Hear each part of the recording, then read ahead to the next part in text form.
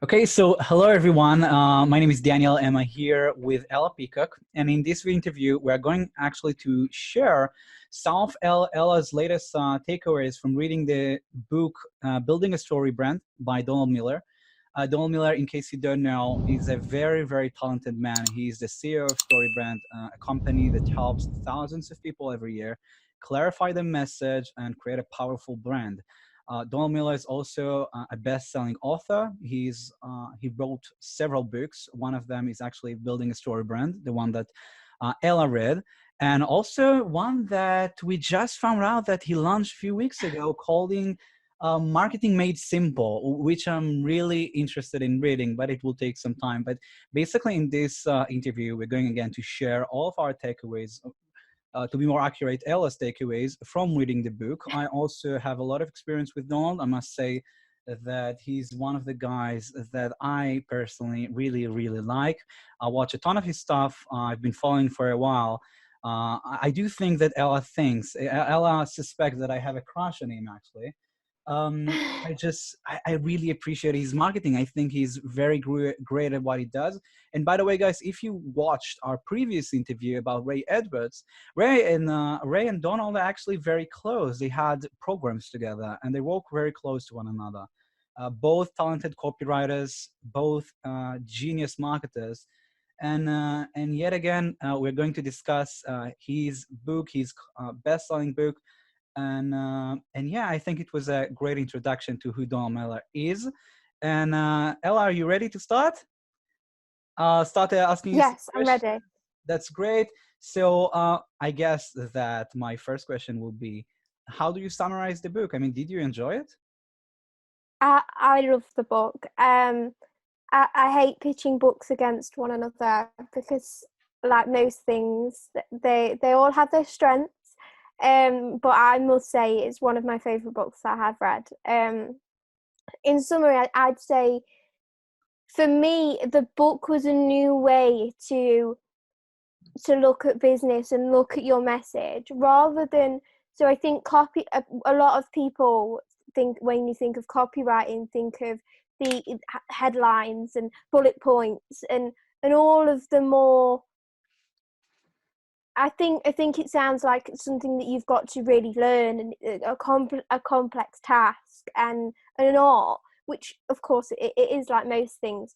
But the book, in summary, is based around storytelling, not selling, and it's about how you can translate your brand into a story, not phrases, and not feel like you're trying. It's about avoiding being salesy and translating customers into relationships through more than just a surface level product.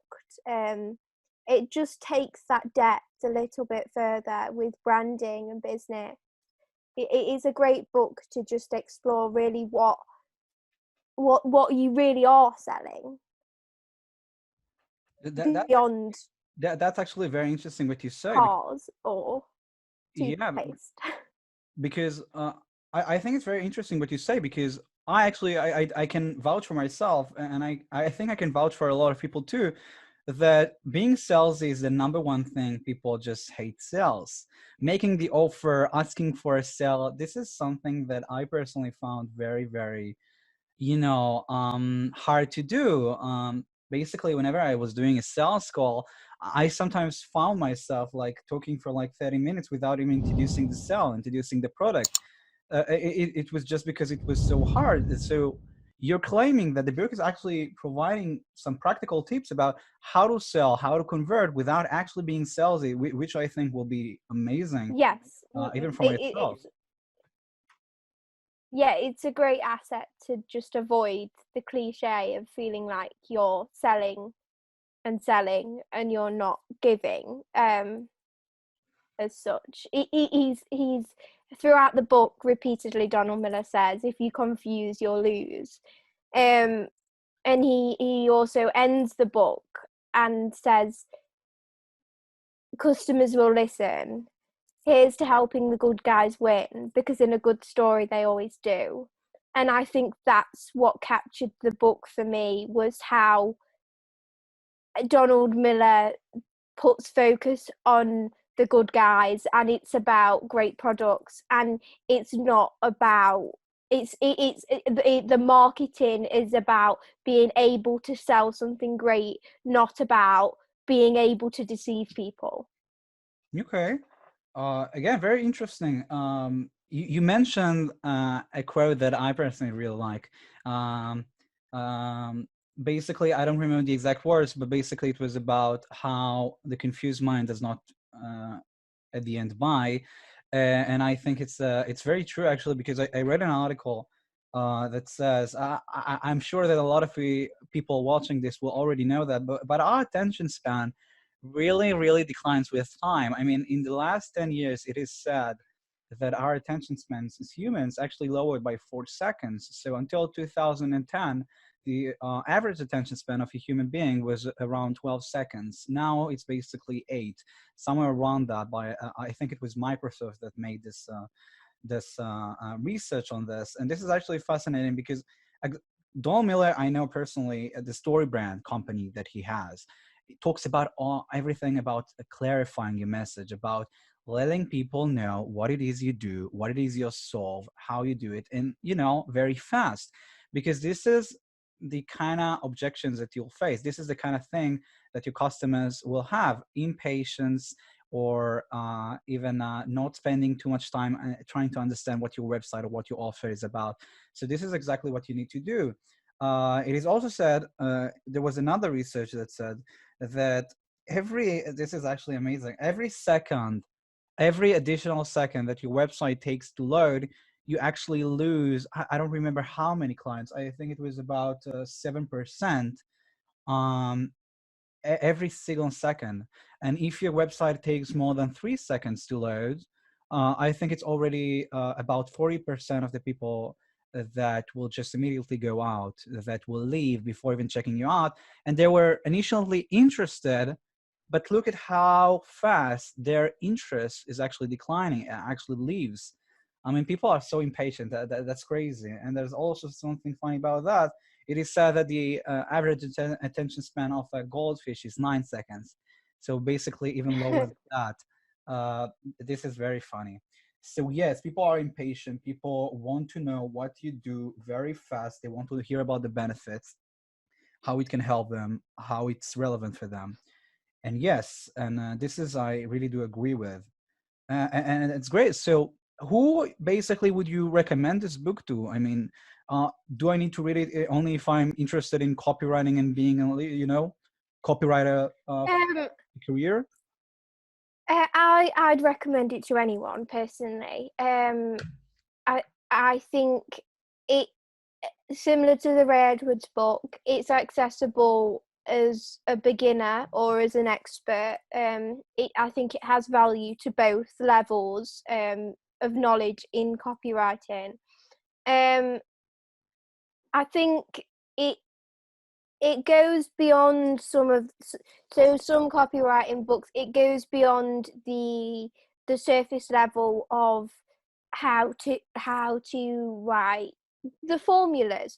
So I know a lot of people there's a lot of lead generators out there of here's the simple way to write headlines, here's a great way to write bullet points, here's a great way to it's not about giving you a list of formulas. It's about giving you a structure for your overall brand. It's bigger than a section of copy. And I think as well, I've noticed myself doing it already after reading the book, that you noticed how actually story is everywhere. And the formula he creates, which he calls the SP7, which is Storybrand 7, as it has 7 steps, um, it's everywhere. So he does mention at the beginning of the book that it will ruin movies for you, and it has. It does. I will accept that, because you. So I think for me, I'd recommend it to anyone, and it's not. It's about converting, and it even works in conversation. So I think even if you're a motivational speaker, you're absolutely nothing to do with, you're not selling, and you're selling a message, but you're not selling, you're not marketing.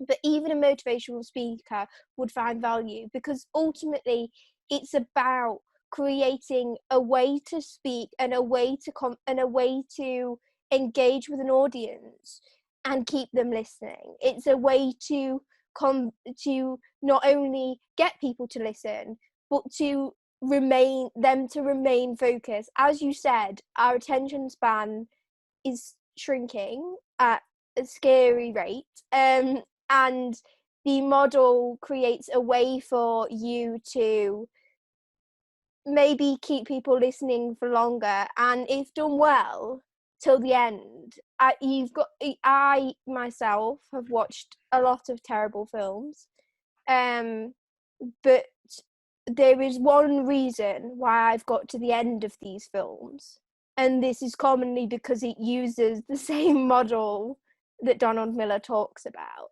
So for me, the value, it goes beyond copywriters. It can be translated into almost even teachers. It's about engaging people, and most people do that as a career. I actually have a couple of things to say. Well, first of all, I want to address a burning question. This will not really make you hate movies, okay, guys?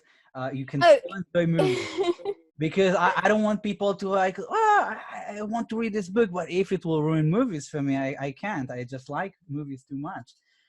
What Ella is trying to say, and I really do agree on, is that all good movies follow the same kind of structure. There's a hero, there's a problem, there's a Yeah. guide, there's a solution towards the end.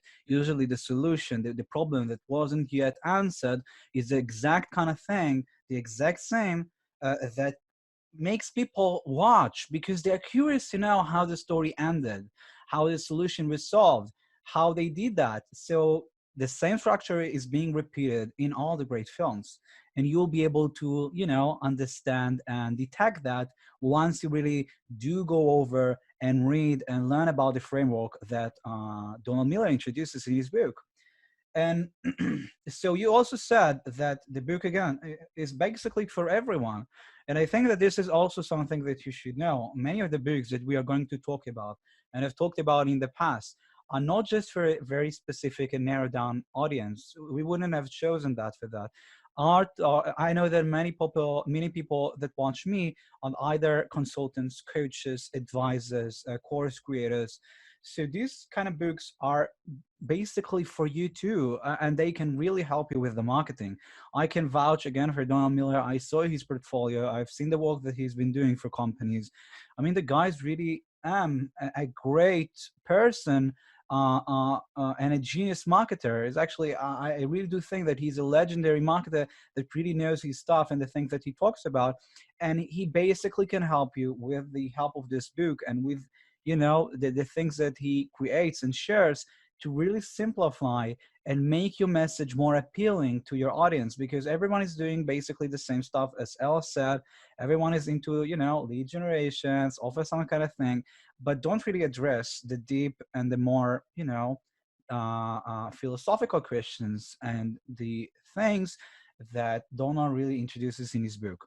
So it's great. It's for everyone, basically. I really do recommend this book as well. I've read, I would not lie, I did not finish reading that. I started reading that, but I've watched a ton of Donald Miller's content, and it surely is one of the next books that I'm going to cover. So another question that I have, and I think will interest a lot of our people here. What is your best takeaway? I mean, so many advices, I'm sure, are being shared in the book. But if you had to pick some of them, what would they be? I This is a hard question, and I a book's great when somebody asks, "Oh, what did you love about it?" and you think, "Oh no, now I've got to pick one." And I think this comes back to the fact that the book looks at so many areas and structure, that it's not just about a single part. Um, but and that's why I love the book in its most part, is that it's just so much value. But if I had to pick an area of the book or a chapter of the book, I think for me, it would be the area where he looks at people having a problem. And this is because he really, I think it's something that so many brands and businesses miss. I think it's something that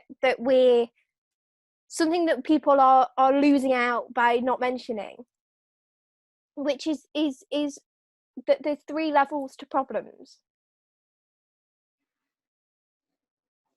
And when I say this, what I mean is that when people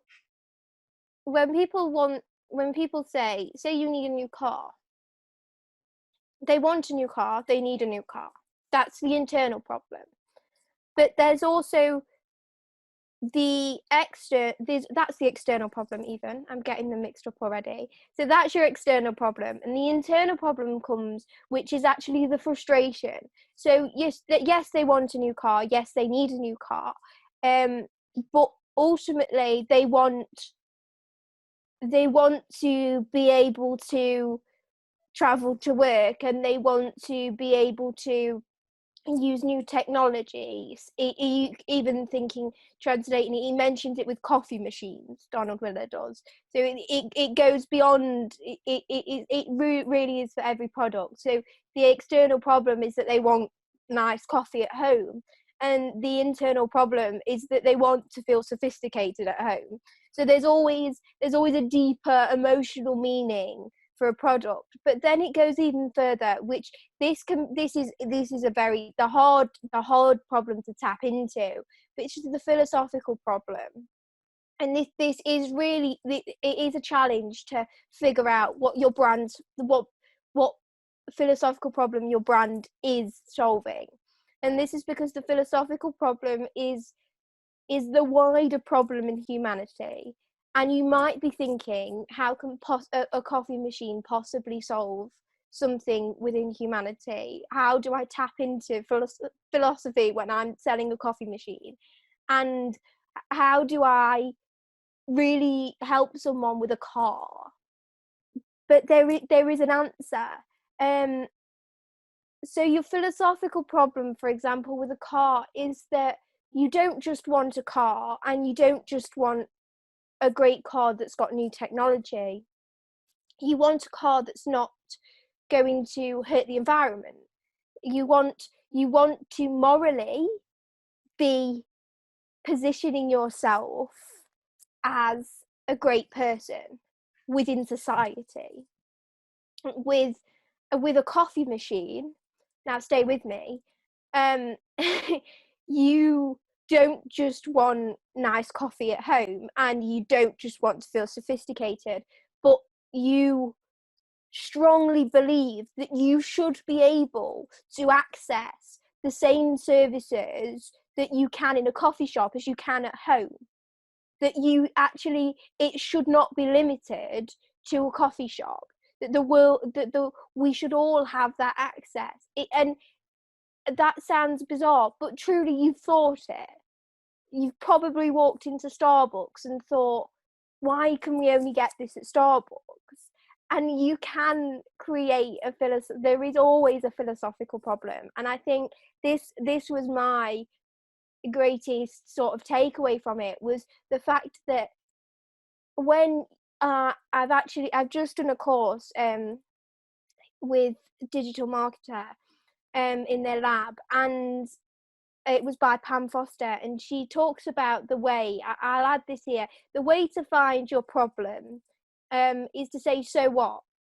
And that when you're having conversations, and if somebody says, well, I need a new car, so what? So why do you want a new car? And when you keep saying, so what, that's when you find your philosophical problem. That's when you find your internal problem. And they're always there, but people aren't sharing them. And it's detrimental, because when you actually solve all of those problems, when you solve the external, internal, and philosophical problem, you solve a customer's whole problem. They don't need to go anywhere else. And that is where you start making a difference. I think I just have my mind blown. Seriously, I think that you chose really the greatest example and the greatest takeaway that you could possibly take from reading the book. Again, I did not read everything about that, but I see Donald Miller. I watch his content, and he does talk about that a lot. And I think it's truly is important, guys, to understand that there's actually three levels that you need to solve, not just one. Most companies, I mean, they are really handling the external part right away, but when it comes deep into marketing, when you starting to think really about why do they buy this, why do they want that, there's also an internal issue and there's a philosophical one that usually people leave aside. And you gave the cars example, and the cars example are just amazing because I think that I can share another example about Elon Musk. I mean, Elon Musk is really strong connected to Tesla, the Tesla cars that people buy not because not all people just buy because it's beautiful. I mean, it is a beautiful machine, but people buy it because they care about certain things. There is a why. There is a more deep reason why they Yes. spend so much money towards buying a Tesla instead of a perfectly fine, good car that costs way less than that. They buy Tesla because, again, they might care about the environment. They buy Tesla because they really do agree with the message that Elon Musk is standing for. I mean, Elon Musk is someone that I also appreciate greatly. I mean, the guy develops his entire energy and focus towards saving the planet. And Elon Musk is a great example for someone who has great messaging and a great product that is expensive, but is still his marketing is so greatly made that people still buy the car because again of the message, because of the why. So again, there's usually someone. I know that Donald introduced it as some. There's some villain always that introduces some kind of an external problem that causes you an internal pain that also raises the question, the philosophical one, why does it happen? Why do I need to solve it? Or why do I care about that? And these are again the three exact levels that if you'll know how to answer, if you'll know how your brand actually solves all those issues in your offer, product or service, this will be the exact reason why people will buy from you. Well, you'll convert them like crazy because you're not just selling some kind of a tool that solves an really, an external kind of issue like make more money. You also talk about the transformation. You also enabling more people to have a better life, to take care of their family, to take care of their children, to afford the education that you so deeply desire to have for your kids. I mean, there's a why, there's a deeper level than that. And if you'll avoid that, if you'll ignore that, if you'll not really, spend the time to really understand what your avatar, what your customer is really buying your product for, or why does he need it, you'll just miss a ton of more people because you'll not have a real strong connection to the guy. Yes, you'll provide an answer, but that's it. I mean, there wouldn't be the strong enough of a connection to really make him convert. And this is what really Donald talks about, how to convert people with a message, with a clarified, really focused on narrow message that you can create. So I like the example. I like the share. I think it's terrific. And I think that if you take one thing from this interview, it's exactly that. Okay. So thank you, Ella, for that. One more question that I had was again, you shared about takeaways, but basically, as someone who reads now, who read a book, what was your favorite part? Um, now I think for me, and I have a theory that this was intentional, and I may be wrong. Um, Okay. but it was a great book. But I got to the end chapter, and I was just absolutely blown. It was like it, you read a great book and you watch a great movie and you get to the end, you get to right near the end and you think, oh, this has been amazing, and then something else happens and you just don't know. You leave thinking, well, and you just can't quite put into words what has just happened. um that's what he did. So the best part was his last chapter. He actually writes a chapter called the Marketing Roadmap, which is, it's where he talks about story, he gives great examples and all of these things like I've just discussed the one chapter. But then in the final chapter, he discusses how it translates to business, because it's great. You can talk about how to create a story, but how does that sit on a web page? How does that sit when you're doing your landing pages? How does that truly translate? Because it's easy to see it in a movie, a book to a movie, but when you're asking to see a movie to a website, it starts to get slightly more tricky.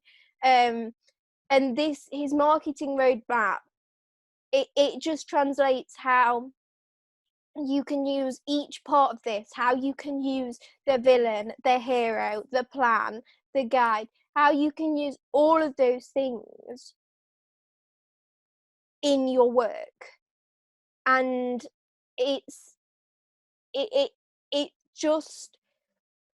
brings everything you've learned together, and suddenly you realize how it can change your business. Like, you realize as you're going through and think, wow, yes, this is great, and then you get to the end and think, okay, yeah, this can transform my business completely. This is going to transform my branding. And I like I said, I do have a theory that this was intentional, because it's almost like he was holding off for those that really stuck around with the book, that they would get the value, that the good guys that really wanted it would get the information to implement it, because it could have been put in the chapters, but it wasn't. So that was my favorite part. It felt intentional.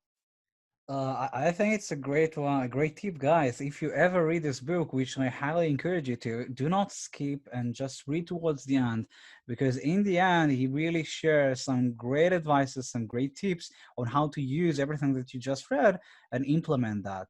So, so that's great to know. And I really am blown away, actually. I think that I'll just read the book too, very, very soon. But before we go, I think that we're almost finished. But before we go, are there any actionable tips, advices, really quick ones that you can advise our users, the ones who stick until the end, to really do? Just as Donald Milish did, save the best for last. Anything like that? I think for me, Mm-hmm. there is actionable advice everywhere in that book. As I was reading, I was implementing. I have never felt myself. I've never felt more like a storyteller after reading that book. I have conversations with my parents, and I think I need to stop. I'm not telling a story. But one of the, for example, and one of the actionable tips and tricks within this is the examples he gives. So he talks about 5 lead generators, he talks about 5 referral plan ideas. And so for his 5 lead generators, for example, he discusses the power of lead generators, and he discusses how important they are.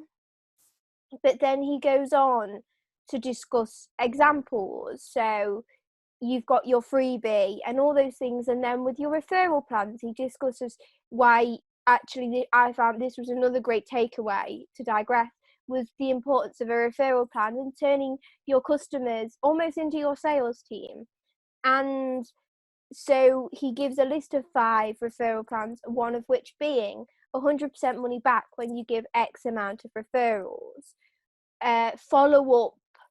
Free follow-up photo shoot if you're a photographer if you give X amount of referrals in a certain time frame.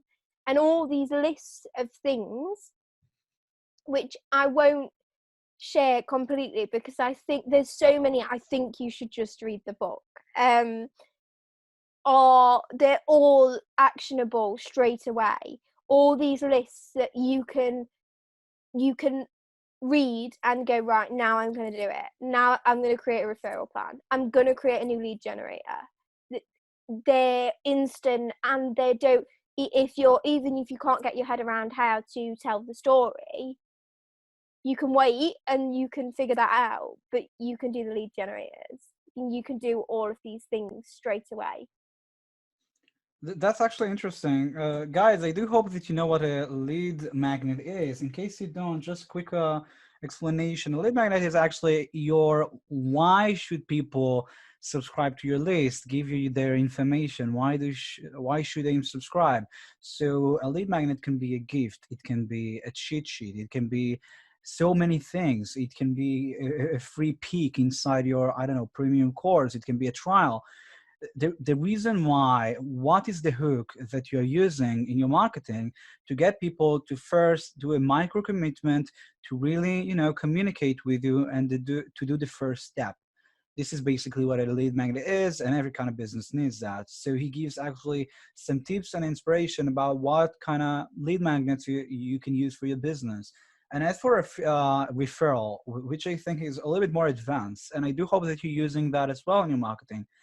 Referral is one of the most powerful kind of way that you can get more clients in your business. Doesn't matter what you do, what field you're in. There's no better way to get more paying clients than someone who've dealt with you, did business with you, recommending you to others. This is the most powerful way that someone can vouch for you.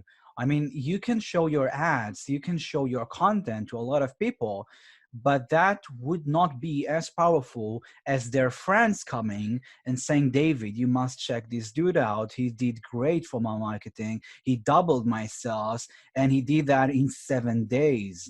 So this is way more powerful because he knows that guy, he trusts his opinion. And whenever he heard about me now, he's automatically feeling way more confident, way more secure with doing business with me.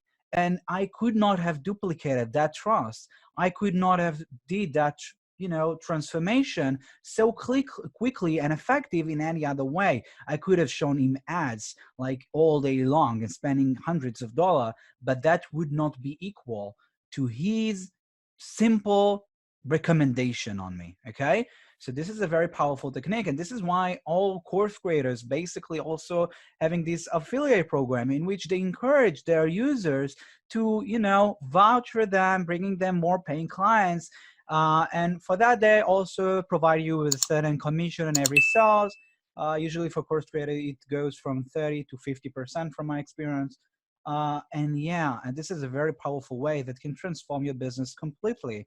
I mean, affiliate alone, commissions alone, referral programs alone can really boost your sales to, and skyrocket your revenues. So this is actually a very powerful advice, and I thank you for sharing this. And guys, I think that we probably discussed plenty enough. Enough about this book. This is a great book that I think both of us can highly, highly recommend.